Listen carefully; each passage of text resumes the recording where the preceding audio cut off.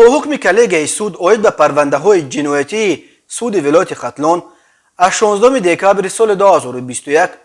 پراسکوروف سرگئی استپانویچ شهروند فدراسیون روسیه که موقتا در جماعت جیلیکول نویه دوستی در جنوب تاجیکستان زندگی میکرد با جرم تجاوز به ناموس و قتل بیرحمانه یک کودک به 28 سال زندان محکوم شده است. مرکز مطبوعات دادستانی کل تاجیکستان روز 17 فوریه در شرح این پرونده گفت پراسکوروف سانه 9 سپتامبر سال 2021 تخمینا ساعت 15 به 16 در حالت مستی و میزدگی از جای زیستش به کوچه برآمده با نابالغ ان سال تولدش 2016 زاده و استقامت کننده دهه مذکور که مقصد به نزد مادرش رفتن را داشت واخورده است.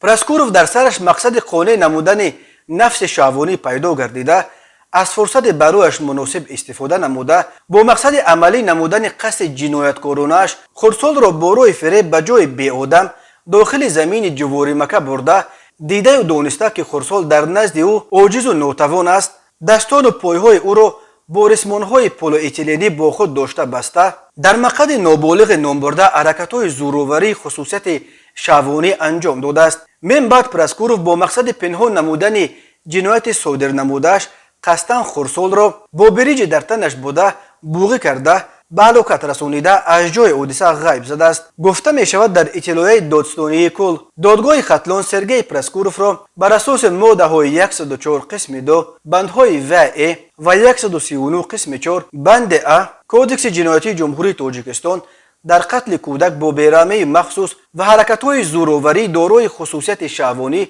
گناهکار دانسته با دسترسی ماده 67 کودکس جنایی جمهوری تاجیکستان برای قسما ضمن نمودن جزاها به مهلت 28 سال از آزادی محروم کرد. او جزای خود را باید در کلانی‌های اصلاحی نظامشان سخت ادا کند. درباره اینکه شهروند روسیه چگونه در جماعت جیلیکول پیدا شد و آنجا چی میکرد دادستانی یگان معلومات نداده است.